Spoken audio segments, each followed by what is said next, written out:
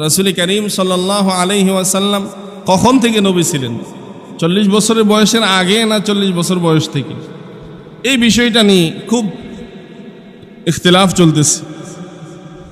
তা আমাদের এক ভাই শেখ আহমদুল্লাহ, ওনাকে একজন প্রশ্ন করেছে যে রাসূল করিম সাল্লাল্লাহু আলাইহি ওয়াসাল্লাম নবুয়াতের পূর্বে কোন দিনের কোন ধর্মের অনুসারী ছিলেন?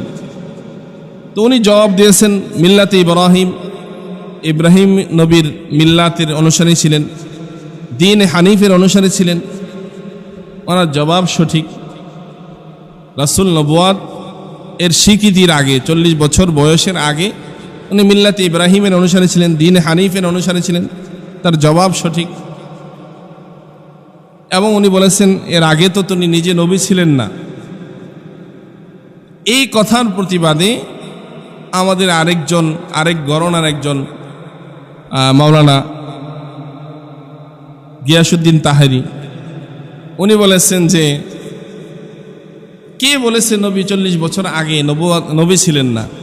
যে বলবে নবী 40 বছর বয়সের আগে নবী ছিলেন না, সে কাফের। উনি ফতোয়া দিয়ে দিচ্ছে। এখন সমাধান কি? মুআজ্জাজ মুসল্লিন কিরাম, এই বিষয়ে আমরা যদি তারিখ খুঁজি, ইতিহাস খুঁজি, হাদিস খুঁজি, তাহলে আমাদের সামনে বিষয় সুস্পষ্ট। দুজনের বক্তব্যই সঠিক, দুই অ্যাঙ্গেলে। এক হাদিসে আসছে রাসূল করিম সাল্লাল্লাহু আলাইহি ওয়াসাল্লামকে জিজ্ঞাসা করা হয়েছে আপনি কখন থেকে নবী? রাসূল জবাব দিয়েছেন কুনতু নাবিয়ান ওয়া আদামু বাইনার রূহি ওয়াল জাসাদ। আমি তখন থেকে নবী যখন আদম রূহ এবং দেহের মাঝখানে। অর্থাৎ আদমকে যখন আল্লাহ তাআলা সৃষ্টি করেননি, আদম আলাইহিস সালামের রূহ ভিন্ন, দেহ ভিন্ন। দেহ তৈরি করার পর এখনো দেহের ভিতরে রূহ ঢুকানো হয়নি। আল্লাহর হাবিব বলতেছেন তখন থেকে আমি নবী। এই হাদিসের আলোকে রাসূল করিম সাল্লাল্লাহু আলাইহি ওয়াসাল্লাম আদম সৃষ্টির আগে, অর্থাৎ এই পৃথিবী সৃষ্টিরও আরো 50,000 বছর আগ থেকে রাসূল করিম সাল্লাল্লাহু আলাইহি ওয়াসাল্লাম নবী। এই নবুয়াত, এটা নবুয়াতের নবী না, এই নবী হলো তাকদীরি নবী। অর্থাৎ আল্লাহ পাক রব্বুল আলামিন এই পৃথিবীর সৃষ্টির আগে সর্বপ্রথম কলম সৃষ্টি করেছেন। কলম সৃষ্টি করে আল্লাহ বলছেন উক্তুব, তুমি লেখো। কলম বলছে মাযা আকতুব, আমি কি লিখব? আল্লাহ বলছেন উক্তুব মা হুয়া কাইনুন ইলা ইয়াউমিল কিয়ামা, কিয়ামত পর্যন্ত যা কিছু ঘটবে সব কিছু তুমি লেখো। তো এই হাদিসের আলোকে কলম কিয়ামত পর্যন্ত আদম নবীকে সৃষ্টি করার আগে আদম যে নবী হবে, নূহ নবী হবে, শীষ নবী হবে, ঈসা নবী হবে, ইব্রাহিম নবী হবে, ইসমাঈল নবী হবে, ইসহাক নবী হবে, মূসা নবী হবে, ঈসা নবী হবে, সব শেষ মুহাম্মদুর রাসূলুল্লাহ নবী হবেন। এই সব তাকদীর কলম পৃথিবীর সৃষ্টিরও আগে কলম সৃষ্টি করার পরেই লিপিবদ্ধ রেখেছে। এটা নবুয়াতের এই ঘোষণা, এটা তাকদীরি ভাবে আল্লাহ তাআলার ইলমে আছে। সেই দৃষ্টিকোণ থেকে শুধু আমাদের নবী না, সব নবী আল্লাহ তাআলা তাকে নবুয়াত দিবেন, নবী বানাবেন, এটা তাকদীরি ভাবে আল্লাহ তাআলা ফয়সালা করে রেখেছেন বহু আগে। ওই দৃষ্টিকোণ থেকে আমাদের নবী সহ সব নবী আল্লাহর ইলমে আগ থেকেই নবী। এখন নবুয়াতের স্বীকৃতি এবং নবুয়াতের দাওয়াত, রিসালাতের দাওয়াত নবী কখন থেকে শুরু করেছেন? প্রকাশ্যে নবী কখন থেকে নবুয়াতের আমল শুরু করেছেন? 40 বছর বয়সে উপনীত হওয়ার পর আল্লাহ তাআলা যখন রাসূল করিম সাল্লাল্লাহু আলাইহি ওয়াসাল্লামের কাছে জিবরাইলকে পাঠিয়ে কোরআনের ওহী দেওয়া শুরু করেছেন, তখন থেকে আল্লাহ তাআলা রাসূলকে স্বীকৃতভাবে সমাজে, পৃথিবীতে নবুয়াতের স্বীকৃতি দিয়ে রাসূলকে ইলমে ওহী, কোরআনের ওহী দিয়ে আল্লাহ তাআলা দ্বীনের দাওয়াতের জন্য ঘোষণা দিয়েছে। তখন থেকে আল্লাহর হাবিব সাল্লাল্লাহু আলাইহি ওয়াসাল্লাম পৃথিবীর মানব সমাজের জন্য দ্বীনের দাওয়াতের নবী হিসাবে, রিসালাতের দায়িত্বপ্রাপ্ত নবী হিসাবে, কোরআনের বাণী পৌঁছানোর নবী হিসাবে 40 বছর বয়স থেকে রাসূল নবী। তাহলে তাকদীরিভাবে আল্লাহর হাবিব আগে থেকেই নবী, আর ঘোষিতভাবে দাওয়াতের দায়িত্ব হিসেবে রাসূল 40 বছর বয়স থেকে নবী। মুআজ্জাজ মুকাররম সম্মানিত মুসল্লিন কিরাম, এই জন্য আমাদের যে ভাই মাওলানা গিয়াসউদ্দিন তাহেরি, যারা বলে যে নবী 40 বছর আগে নবী ছিলেন না, তাদেরকে কাফের বলতে চান। আমি ওনাকে বলতে চাই, ভাই, নবী যে 40 বছর আগে নবুয়ত পাননি এবং নবুয়তের স্বীকৃতি আল্লাহ দেননি, ওহী দেননি, এই কথাটাও তো আপনি জেনেছেন নবুয়ত পাওয়ার পর, 40 বছর বয়সের পর।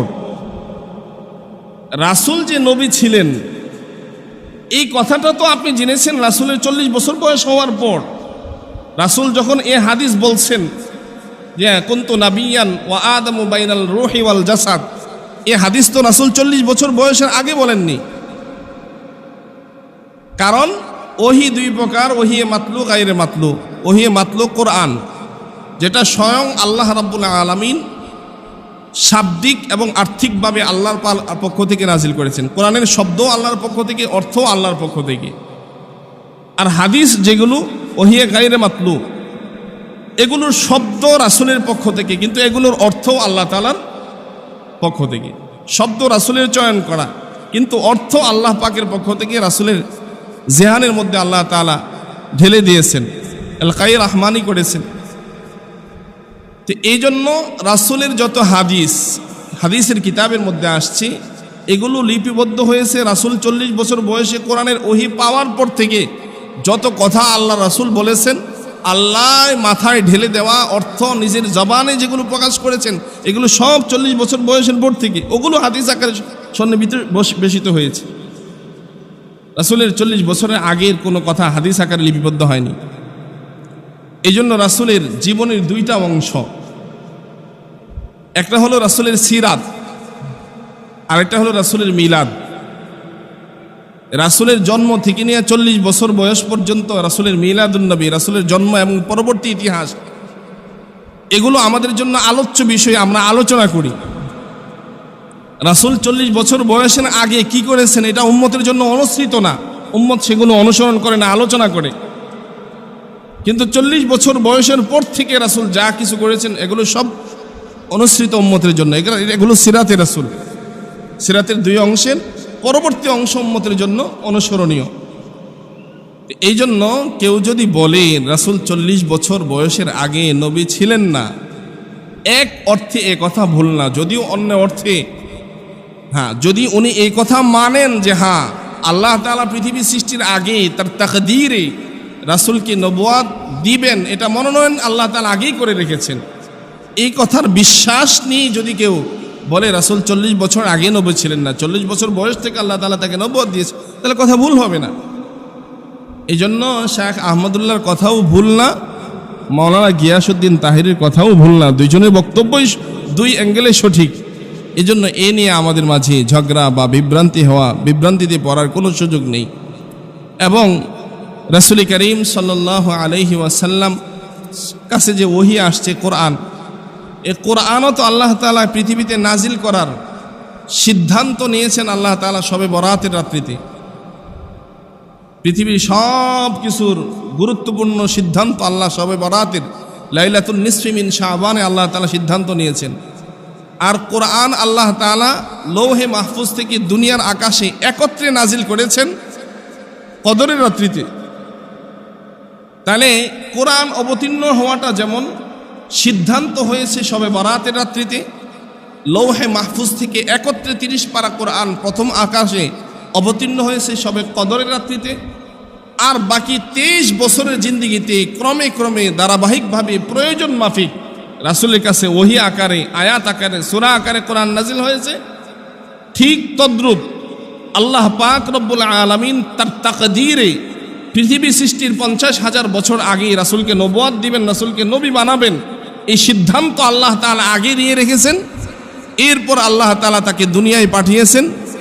40 বছর বয়স থেকে 23 বছর জীবনে আল্লাহ তাআলা কোরআন আস্তে আস্তে রাসূলের কাছে দিয়েছেন, ধারাবাহিকভাবে রাসূল কোরআনের বাণী মানুষের কাছে পৌঁছিয়েছেন।